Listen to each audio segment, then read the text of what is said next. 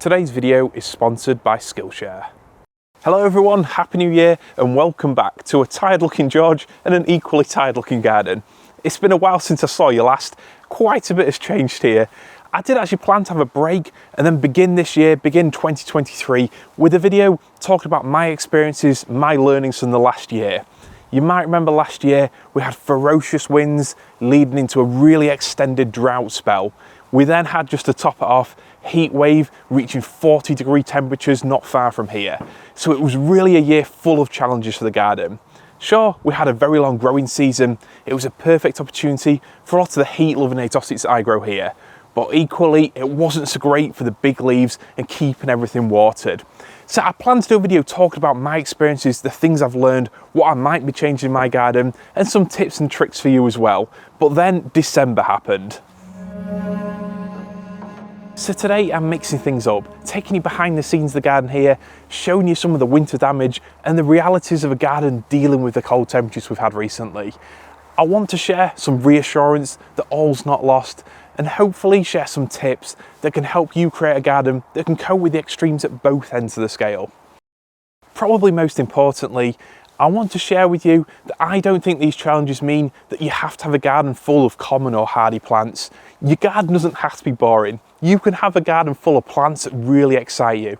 You can create an exotic jungle or tropical look without as much hassle, without as much worry, and without using as many resources all year round.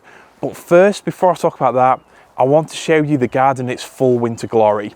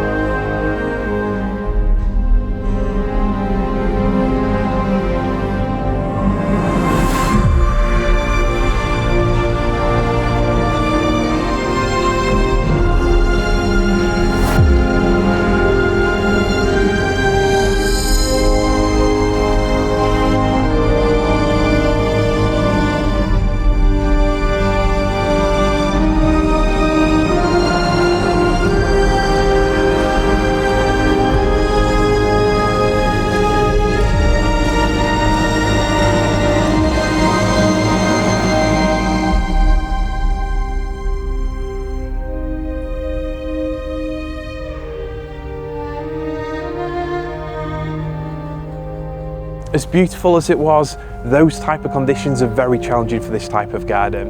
Having said that, we had it lucky. The temperatures here only got down to around -5, -6 or so, but that's still cold enough. But it wasn't really the absolute lows that were the worst factor. It was more how the cold stuck around, the duration of the cold. We had around a week and a half of nights below freezing. We had 3 days where the temperature didn't even get above freezing. And then we had freezing fog, all kinds of different challenges.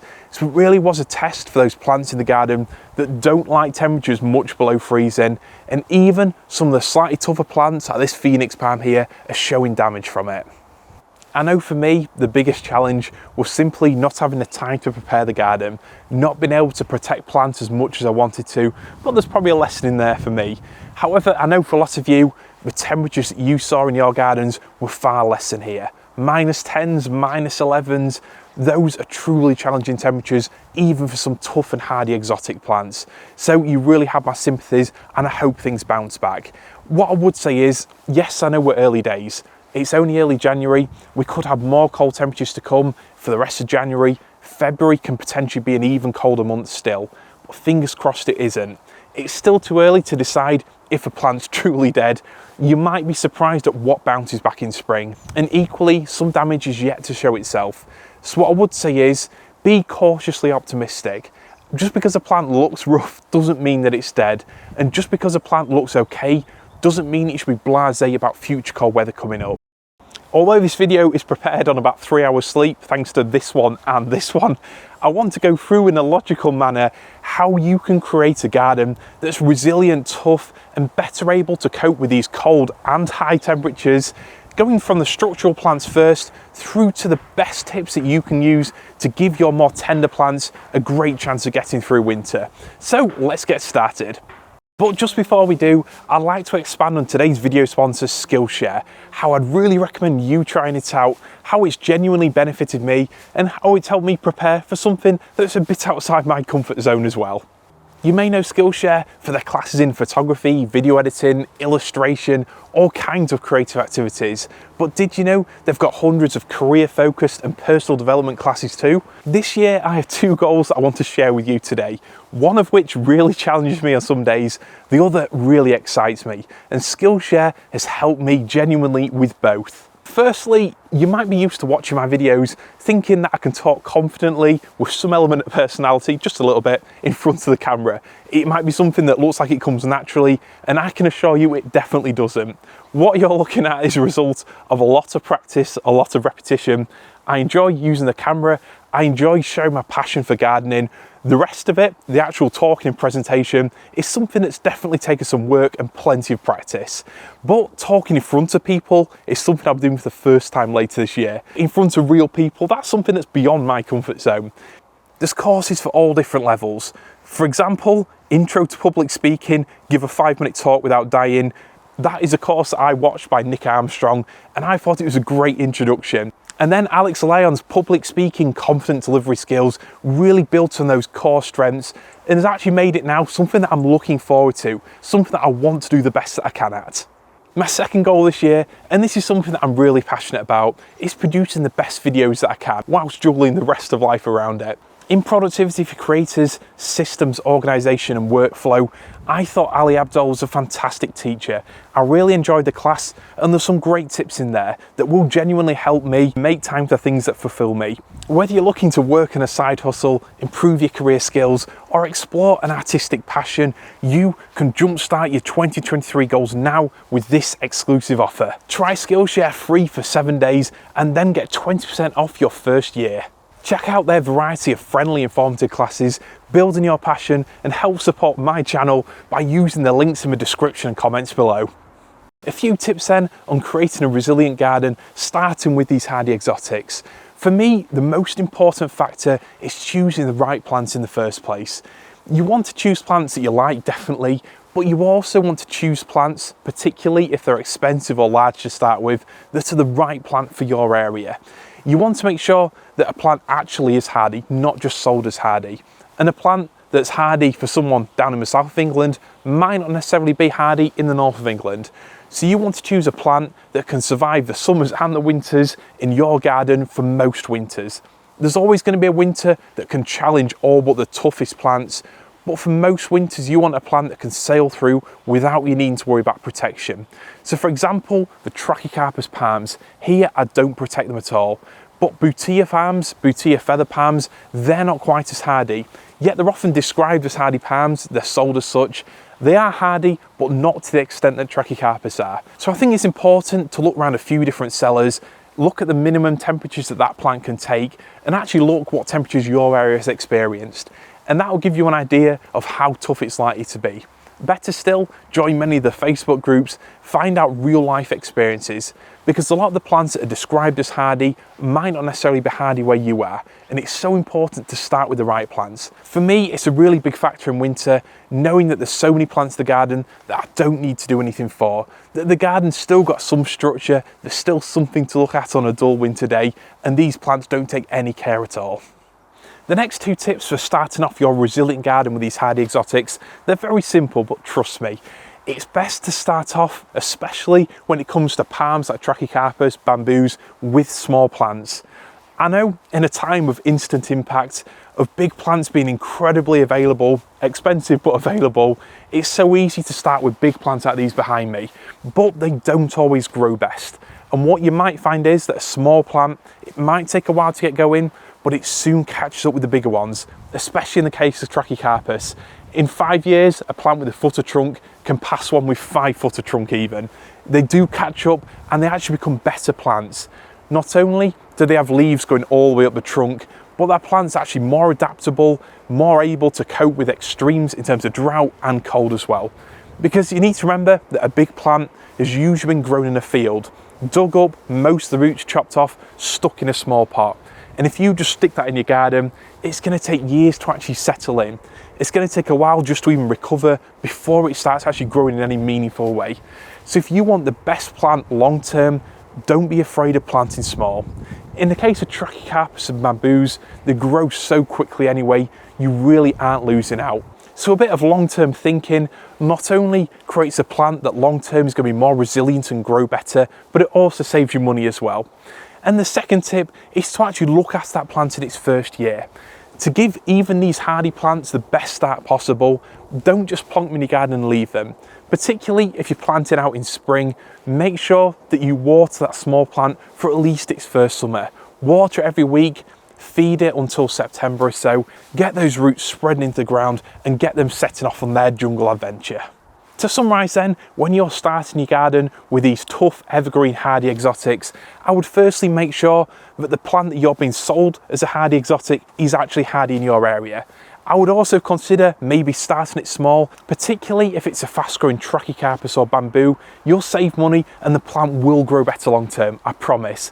And then to really give it the best start possible, to really achieve its potential, look after it that first year. Even if it's a palm, that doesn't mean that it necessarily comes from somewhere hot. And during an extended drought, it really will grow so much faster with regular waterings. It'll help get its roots into the ground quickly, give it a good solid start, and from year 2 or 3, it will really motor away. It's easy to get swept up looking at rare and unusual new plant introductions, but there's nothing wrong with these hardy exotics.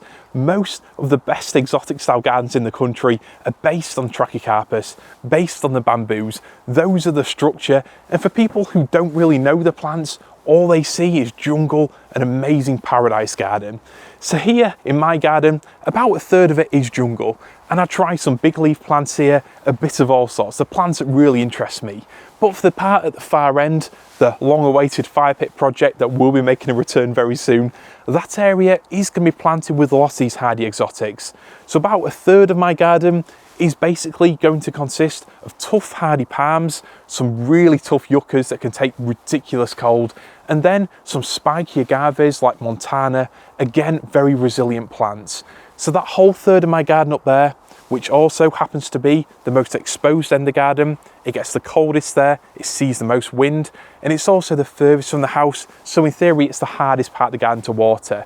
So it makes complete sense for me that I'm going to plan the area up with the toughest, hardiest plants that don't need any winter protection and also don't need watering once they've settled in.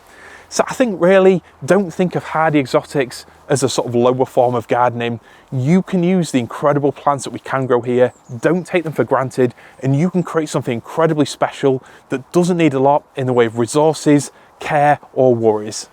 The Trachycarpus palms and bamboos then are plants that I define as bulletproof hardy, which I'll say tentatively, it means that they should survive most winters in most UK gardens. The next level of structural plants, the ones that can be a little bit rarer, a little bit more interesting potentially, feather palms like this Jubea chilensis and tree ferns like Dicksonia antartica tend to grow a lot slower. I would recommend, if you're looking for a feather palm or a tree fern and you live somewhere that does experience colder winters, maybe start larger. Not just for that impact straight away because they are so slow growing, but also because feather palms especially, the bigger you go, the tougher that plant will be. So it's a case of weighing up the speed of growth versus how hardy it's going to be. But there is a more crucial factor when it comes to these plants. If you spent a lot on a plant like this, if this plant is going to be pride of place in your garden, you need to make sure that that place is the right place. You might have heard of right plant, right place.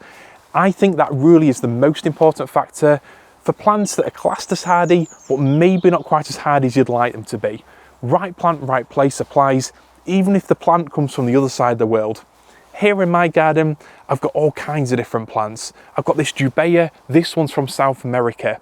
I've got Dicksonia antartica tree ferns from, not Antarctica, but Australia. And then I've got Schefflera taiwaniana from Taiwan, you guessed it. These plants come from all around the world, but in giving them the best spots in the garden, you give them the best chance of survival long term, not just from the summer drought, but also from the winter cold. So whilst a lot of these plants should be hardy in the UK and should sail through most modern winters in most gardens, they might need some protection, especially when we have a cold snap like we've just had. but the best thing you can do before you even start thinking about protection is to plant that plant in the right place. Now, I'm open to a good plant impulse buy, but you should probably do a bit of research before you plant it out in your garden.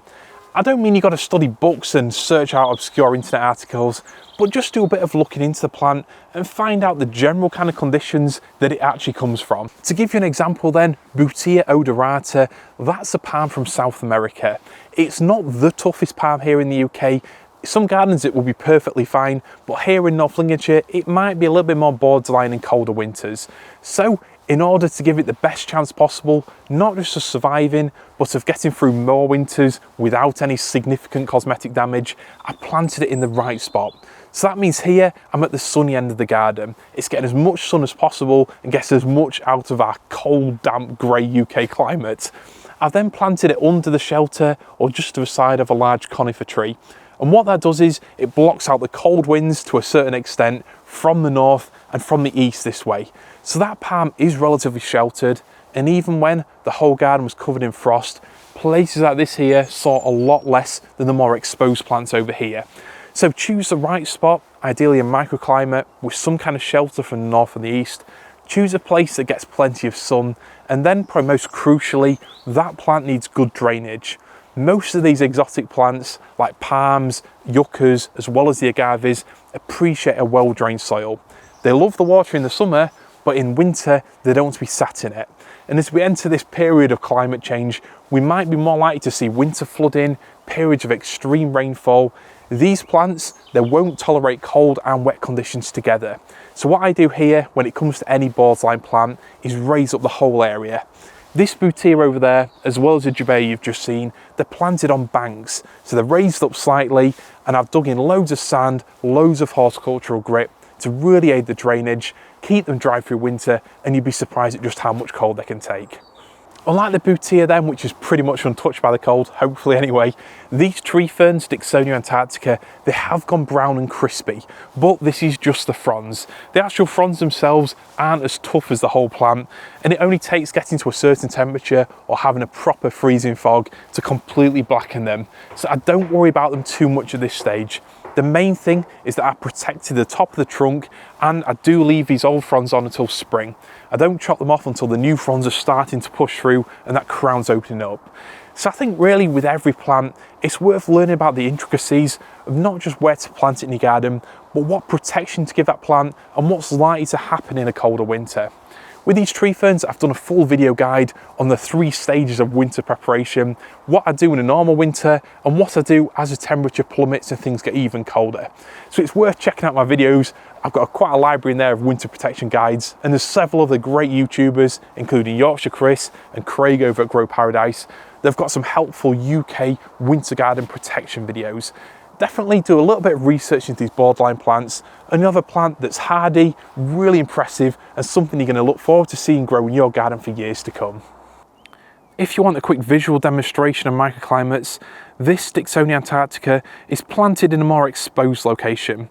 It didn't receive any protection other than the straw in the crown, which I hope is enough to get it through these kind of temperatures. But as you can see, the fronds cosmetically, they're toast. They're completely browned off. It doesn't look in a good way.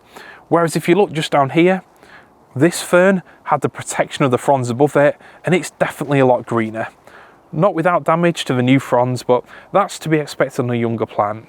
But if we look around here, you'll see that this Dicksonia with a 1-foot trunk, with it being close to this brick building here, and with a bit of overhead cover from the tree ferns around it, this one is almost completely green. It looks untouched by winter. So I guess what I'm saying is really, when it comes to plants that aren't entirely hardy or might have some kind of special requirement to get them through these challenging spells, it's worth doing a bit of research, finding out the intricacies of what that plant likes, and really going the extra mile to give it the best spot if you want to keep it looking good for years to come. It's getting a bit dark now, but if you want to see the true realities of growing an exotic garden this year, and also a bit of an insight into why I said what I said about the different groups of plants, then just look behind me. The 2 plants I talked about in my hardy exotics bit, the Trachycarpus palm and the bamboo, they look fine. They're still green, and these 2 here aren't even the toughest varieties. The tree fern, on the other hand, even though I've done everything that I can, the fronds, they're still browned off. But that's to be expected given the temperatures that we've had. That being said, I've given it the best spot possible and I've given it the protection that I think it needed for those temperatures. So I've done everything that I can for it. But there are some plants in my garden, as I'm sure they're in yours, that you know aren't bulletproof hardy. The plants that you've taken a chance on. Plants like here, we've got an echium. This echium can take 2 or 3 years to flower. And it also can only take around -4, -5, which means that here in the north of England, you need 2 mild winters consecutively to give it a real chance. It's absolutely worth it when you see it flowering, but you're really taking a risk that one of those winters won't just completely zap it and kill it off. This winter has been about as close as it can be. And as you can see, all the leaves are browned off. There's only a tiny bit of green at the top. I think with a lot of these tender plants that may be a bit borderline, you need to have a healthy dose of reality. So I know with these echiums here, you really struggle to protect them. They don't like being wrapped up for weeks on end. You can't dig it up, bring it inside because the root system doesn't like being disturbed. And I also know that they can only take around -5, so they're definitely going to be a bit of a risk, a bit of a gamble every single winter. Will this winter kill it? Probably not. I hope it does survive, but if it doesn't, I knew full well that I was taking that chance going into winter. For me, it's well worth the effort to try to grow these for the amazing flower they produce. But I think with any kind of tender plant, it's important to look at your chances realistically. And what that means is, if a plant like an Ensete banana has a very low chance of getting through winter, almost non-existent, then be prepared to bring it inside. Know what you need to do to it. Watch my videos again, I've done videos all about them, and actually do it before the cold comes. If you've got lots of tender plants in pots, which is a great way of growing them, then move them to a greenhouse, move them close to your house, somewhere sheltered, before the real cold hits. Because the last thing you need is for that cold to hit and you to have tender plants scattered all around your garden. By all means, I really would encourage growing any plant. Grow a plant that really excites you, grow plants from tropical places, have them in your garden in the summer. But at least have an idea of what might and what might not get through winter, and actually take the steps that you need to keep them growing for another year.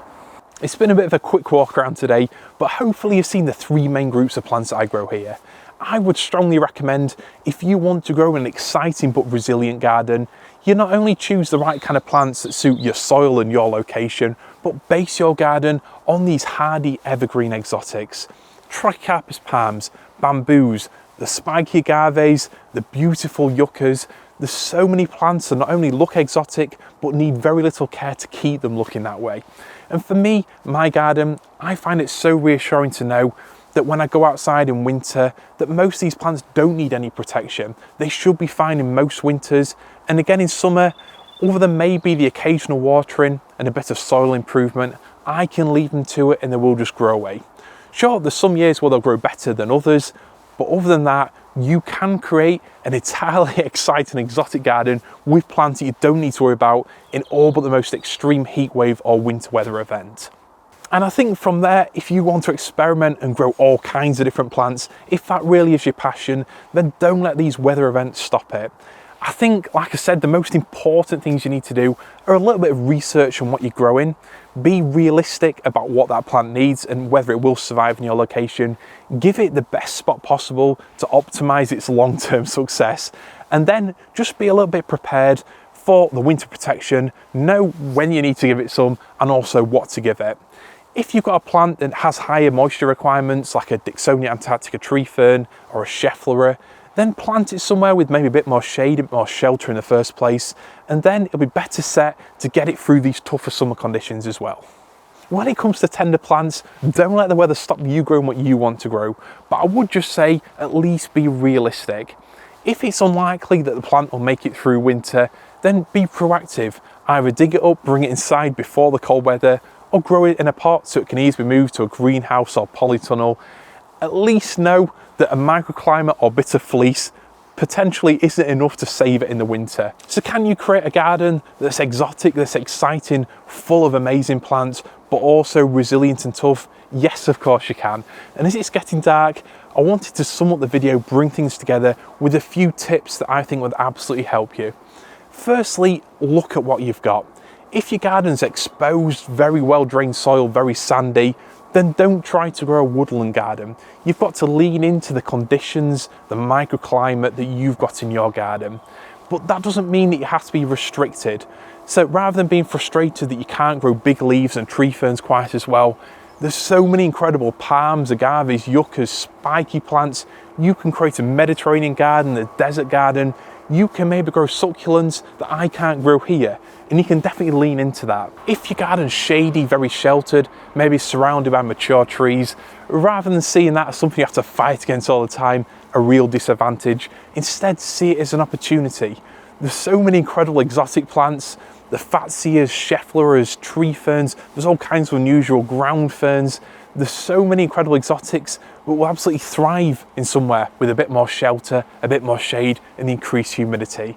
So whilst you can grow whatever you want to grow in your garden, for the best long-term resilience, if you can generally plant to the kind of conditions you've got, you'll have a much better chance of having a garden that looks better and requires less care. Secondly, I would say that when you're putting your garden together, yes, you can base it on these hardy exotic plants, but not every plant in your garden needs to be an exotic for the whole garden to have an exotic, jungle or tropical effect. Here in my garden, I've got Mediterranean areas where I use hylotelephiums to bring a little bit of colour amongst the palms. I've got jungly areas where I use grasses like miscanthus, absolutely no winter worries with them whatsoever.